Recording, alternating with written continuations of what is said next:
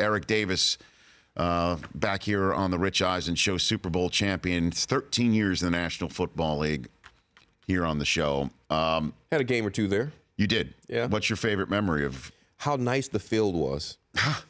It was always the best turf. We used to look for, playing in Candlestick. It could get swampy at times. Right. So we always appreciated going because we were playing them every preseason, regardless.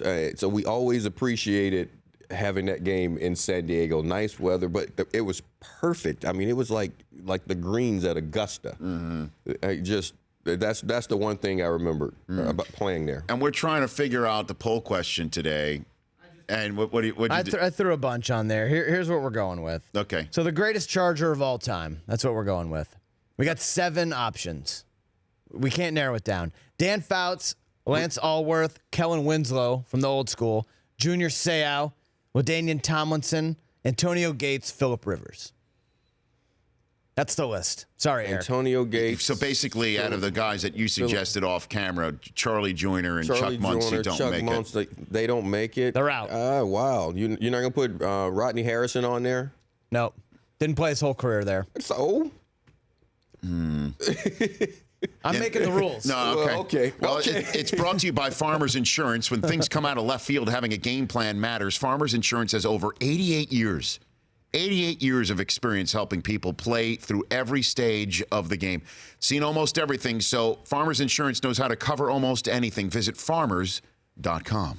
We are farmers. Bum, ba-dum, bum, bum, bum, bum. There you go. There we go. Okay, so you did have Gates on there. What do you think the players are thinking today? Oh, wow. Right now, you're just thinking about all the logistics. Because moving, where? Yeah, when, where? Think about it. If you have to find you're Phillip Rivers with the kids. It's school. Do I move my family? Schools. Do I keep them there? They're 2 hours away, but that's a lifetime away if you're accustomed to being around your family. So if you move up, okay, where are we going to live? How do we want to do this? If you're a young player, and you plan on being with this team a lot longer, playing a lot longer, which most guys are. That's the thing. Schools, grocery stores, gyms, just the basics that you sort of take for granted. How long is it going to take me to get to work each day? How long is it going to take the wife to get the kids to school? Finding new teams, them having to leave their friends, them having to find new rec leagues to play in. All of those things are going through your head because that's a part of it that people don't think about. Keenan Allen has made a statement. Keenan Allen spoke with Josina Anderson. He said, quote, "It's different to hear the Los Angeles Chargers, but it should be dope." End quote. So there's one player. I guess I agree. Does Keenan Allen not have? Well, I guess he might not have 8 children like Phillip Rivers has. Most don't. Right. But now that's the thing about it. There's a certain amount of excitement being here in L.A. and playing in L.A. because if you are a star football player in L.A., you're not just a star football player. You are a star. You are a star. You will be on the talk shows. You will be on magazines. You will be on, you will be doing sitcoms, sit-ins and all types of things. You're a star if you're a star here. So that aspect of it should be exciting to the players. Eric Davis is here. We're going to get your thoughts on the playoffs in a second in our Honda Insider segment. I do want to take a couple of phone calls because folks want to chime in here. Because I said, do you know any Charger fans that live in Los Angeles? Diehards. Yes. You do? Yes, I have 2 in my house. Okay. Yeah, my 2 boys are, and really Daniel, my triplets. The triplets are 2 boys and a girl. The twins of the triplets. They are diehard San Diego Charger fans. I mean, jump in the car and go to San Diego to watch games. Yes. Okay. Because I only know one. I'm serious, and I'm not saying that just to troll or light up a phone line or getting under anybody's skin. I honestly have, in my 13 years of coming over, I know one diehard. Can't get enough of San Diego Charger football sitting up here in Los Angeles. Yeah, no, I have them. Speaking of Keenan, I got to get a jersey for my son from Keenan. Yeah. There you go. He's been running me crazy about it. Matt here in Los Angeles on the Rich Eisen Show. What's up, Matt? How you doing, Rich? What's going on in your mind? Well, I'm born and raised in San Diego, and growing up watching games at Jack Murphy and hearing my dad talk about Air Coryell days and all that stuff, it just I mean, I live in La Cienega and Wilshire. I still have Charger tickets, season tickets, and I'd rather drive down to Jack Murphy than to drive to the Galaxy Stadium. It just makes me sick. So you're not It really happy does. that they're coming closer to you physically? No, because then I don't get to see everybody. I don't get to tailgate with all my boys and all my friends and family. It's just a joke, you know what I mean? Well, Matt, my condolences on that. I'm sorry to hear that. Let's get a couple more phone calls in here. Ben in Texas here on the Rich Eisen Show. You just heard the hurt. Yeah, I mean, That sounds bummed. Ben, you there? Hey, how's it going, Rich? Yeah, you're on the air with Eric Davis in the command center and everybody. Yeah, I grew up in El Segundo. I was born in San Diego. I've been a lifelong Chargers fan, and I have to agree with Matt. It's just sickening, disappointing. Hurts my stomach all morning. It's been a knock. All the Chargers gear, watching the games at the Jack Murphy and in the queue, and going down, and lifelong Padres fan too. So I guess I'm just going to up my membership to being a bigger fan of theirs because I think my time with the NFL and the Chargers are done. Ben, thanks for the call. Appreciate it. The Padres have issued a statement. Yeah, the San Diego Padres issued a statement a little earlier today. San Diego Padres Executive Chairman Ron Fowler and Managing Partner Peter Sedler said this: "We are deeply disappointed by the news that the Chargers are leaving San Diego. The Chargers are a community treasure, and we have always believed that San Diego is better off with the team here. That said, we know San Diego will continue to grow and become an even more vibrant community." I got to be honest, though, too, here. Going to that stadium in San Diego, horrible experience. oh yes, yes. I mean, Getting I in there, getting out it's of there. bad location, Fan experience. I mean, and the stadium's a dump. It was time for a new stadium. Oh, my I understand. gosh. So is the Rose Bowl. I mean, we just talked about that. It takes 2 hours to get into a It's- game at it's the a Rose Bowl. difficult- But the thing. Rose Bowl has a certain charm to it that the former Jack Murphy and Qualcomm just didn't have. It did not. There was agreed. no charm Yeah, to I it. No, there's agree. absolutely. I mean, it's a dump. It was time for a new stadium. I wish they could have gotten it worked out. And it's so interesting to me hearing the pain and angst on all the callers. My son's the exact same way, and my wife and I were trying to figure that out. Because When the announcement came out that they were coming last night, I mean, he was just down in the dumps, and we're like, "Why aren't you happy?" And my wife Serena even said that to him. She said, "You'll be able to just go to the games and make it a lot easier." And he was like, "I don't want to do that. They shouldn't be here."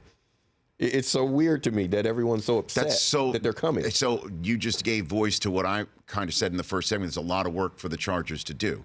Because even when there's a diehard sitting here in Los Angeles, that diehard is bummed Yes. that they're coming to Los Angeles. So far, And they're paying the ones that I've $650 talked million. to. Well, that's the reported fee. We haven't heard what the fee's going to be, but it's going to be, the freight will be big to come here to Los Angeles. Let's take a break. Back in 60 ticks the clock. Keep calling us. We'll take your calls. 844-204-RICH is the number to dial here on the Rich Eisen Show. Poll question. We'll check on the results. The commissioner has issued a statement from the National Football League. Roger Goodell. We'll get to that, but I want to talk some playoff football with you, sir. Let's do it. Eric Davis back here in 60 ticks the clock. He's going to tell us who's playing in Championship Sunday in a couple of Sundays, or at least Am I? do your best. That's next here on the show. Eric Davis here on the Rich Eisen Show with the Honda Insider Report, again brought to you by our friends at Honda and the 2017 Honda Accord, the available 278 horsepower V6 stylish exterior as well. We love driving it. You should too. Go check it out at your local Honda dealer. That one was a big game for the Falcons. It felt to me just a different result, though. Carolina going in there last year, an NFC South eventual champion, going in front of the 12s. They won that game. They didn't win Atlanta, but I think that gave them a little bit of, okay, we can do this Yes. feeling to Yes, it. I think so. It toughened them up. Do they need to have that, though, for Saturday? Because a lot of folks are looking at Seattle. I don't know Earl Thomas. No Tyler Lockett.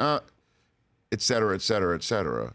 And not really giving the Seahawks a chance. What say you, sir? They still need that same mentality. They need that same mindset because the Seattle Seahawks are still they faced the Seattle Seahawks toe-to-toe and got punched in the beak, and Seattle knows that.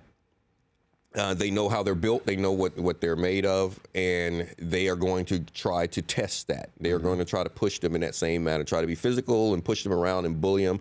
And they are down some firepower on the Seattle side, and I think that's going to be ultimately what does the man. I've been on Green Bay and Seattle from Pittsburgh, and I thought that Seattle was the one that had a shot at Green Bay. I don't think Seattle's going to make it through this one. I do believe that finally this is a different team that the Falcons have this year. They've always been able to score. They've always been able to play the pretty ball, but they haven't been able to play the tough ball when they need to. And this is a time of the year where you have to play tough football, where you have to be able to know when that moment comes and be bigger than the moment. And I think that they can sustain that from start to finish in the Dome. I think they'll be able to do it. So Atlanta eliminates Seattle when it's all so. said and done on Saturday. I believe so. Now, the chance that the Texans have of beating New England, is it a significant chance, or is it that Dumb and Dumber, you're saying I've got a chance on Saturday night? You know what? I think they have an opportunity in an ugly ball game. This is one of those type days where you need bad weather, you need bad conditions, and you need to be able to just play ugly football, because the Patriots are going to be able to score. You give them the really good conditions, they're going to be able to score regardless. They score in bad weather, whatever. You can't let them score a lot. But the one thing that always, and we saw it last year, the one thing that always affects that offense is getting to Brady. Houston's going to get to Brady. They're going to hit him. And if you hit him enough times, strange things can happen. And that's the one chance they have. In the NFL Network research packet, guys, that we receive each week from the stellar NFL Network research outfit, this is my favorite stat of them all for divisional playoff weekend. And I shall read it to you verbatim. Radio audience, I'm putting my glasses on to read it. If Tom Brady were to throw an interception on each of his next 35 pass attempts, he would still have a higher passer rating this season than Brock Osweiler. Wow. Even though it's true, that is a fact. That even though that fact is true, 35 consecutive cocks of the arm resulting in an interception, he would still. They're wrong for that. You're wrong for just putting that out there. You shouldn't even say that about a guy. You shouldn't say that about a guy. That's just wrong. That's mean. These are facts. But I know it's a fact. There are a lot of facts that are still mean. It's a fact that, I'm looking at what just happened on the San Diego Chargers list and the way the rules were put out, that if you didn't finish your career as a Charger, that you shouldn't be the most popular Charger. That's Brockman's rule. That was Brockman's rule, and LT didn't play his entire career as a Charger. That's a fact. But he can still be on the list, right? Yeah, he's on the list. Who's leading that list right now? Well, who's the greatest Charger of all time? Well, Daniel Tomlinson, 39%. But you said he can't be on the list. Well, what I meant to say is that... Are you calling this election tainted? Is that what you're saying? What I meant to say was if you're most associated with the Chargers, you can't. Okay. All right. So change the rules. Rodney Harrison, not mostly associated with San Diego. We're saying that... So the quarterbacking from Junior Seau second, 25%. Dan Fouts, 23%. Who do you associate Adam Vinatieri with? He's played more seasons with the Colts. Has he really? Yeah. He's now been more with the Colts. Just past that Mendoza in the same way that Mike Holmgren wound up more seasons in Seattle than Green Bay. By the way, Dan Fouts will be joining us at the top of the next hour to talk about the developing situation, to use the Bill Prito phrase, that the Chargers are moving to Los Angeles. So, okay. New England advances and then plays the winner of Sunday. Now, Sunday's games are just stupendous. I mean, I'm very much looking forward to this doubleheader. And BC has Chiefs-Steelers. You've been on the Steelers all year long. And I'm going to stay there. You're going to stay there just because you've been on them all year long? Or you really see this matchup and you think the Steelers are going to do it again to the Chiefs? Maybe not to the blowout proportions that they had earlier in the season. But I think that I think it'll be a closer game, but I still think that Pittsburgh they're built. They can score enough. They're playing good enough defense. Special teams and defense will give them some opportunities to make some plays. And then and we saw it last week, if you make one mistake, you have some guys on that offense for Pittsburgh that will make you play. It's a wrap if you make one mistake. How great was Le'Veon Bell in his first career playoff game? Like the stage was not too big for him. It's beautiful to watch him play. It's incredible watching him play the game and just how he understands. He understands what he's supposed to do, but just his understanding of his offense and the blocking scheme And the part that people really don't get, that patience that he has, is looking at the defense. And it's not just knowing what the front is and where the linebackers are, but it's understanding where they can come from. By setting up this block, knowing that my scheme is here and my center is going to pull, my tackle is going to get up to the second level, that means the safety is going to have to fill from a certain angle. And he knows how to set up the safeties and the linebackers to turn that 3-yard run into an 8-yard run, the 8-yard run into a 20-yard run. A run that's supposed to be a 2-yard run, he turns it into 12 because he understands how to set guys up. It's beautiful. When you really see the whole matrix and watch him play. Matrix is a good word for it. It's beautiful watching him play the game because he understands so well where the danger is coming from. And that's why he is so good. It's not all by design or that the guys around are so good. He allows them to get in position by setting up defenders while he's running the ball. It's beautiful. You know, Peters doesn't give up touchdowns, though. I mean, you could put him on Antonio Brown, and I'm not saying shut him down effectively. You can take but the Chiefs have the matchups here. Yes, they do. To execute against these guys. Yes, they do. Yes, they do have the matchups to execute. And I love Marcus. We go back and forth a lot. But what did I say? You make one mistake.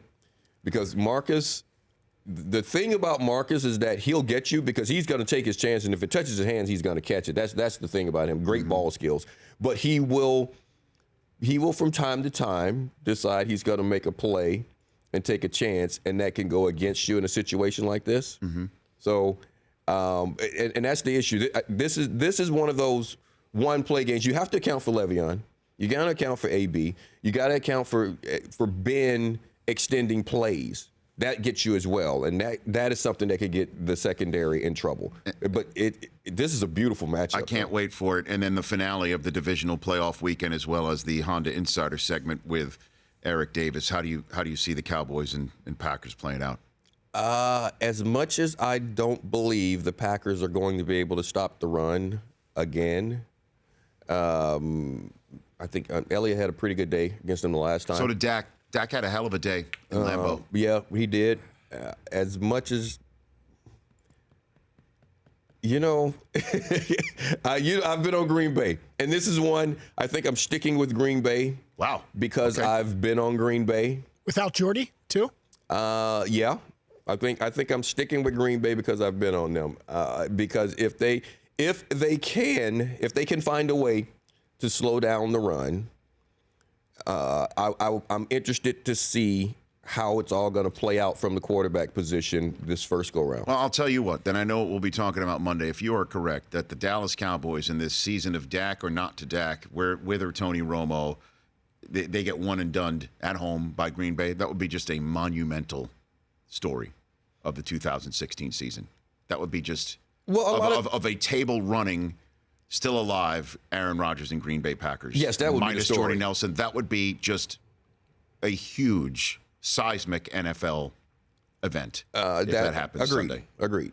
Yeah. So when you say it will. So you're saying, but I don't think it won't be about the demise of Dak and whether or not you should have put Tony in or anything like that, because I don't think he's going to play poorly at all. But I think this game is really truly going to be about some playmaking as opposed to mistakes. So Eric Davis in the Honda Insider segment says that Championship Sunday will begin with Aaron Rodgers playing the last game at the Georgia Dome and then culminate with a Steelers-Patriots AFC Championship game. That is what you basically just said. Did I say that out loud? You did. Oh, wow. You did. So it's on record now. That's my job. My job is to elicit and then now that I hear synthesize it all together. That's what you just predicted. Wow, now that I hear it, wow. You want a mulligan? No. I'm going to stick there. Okay, very good.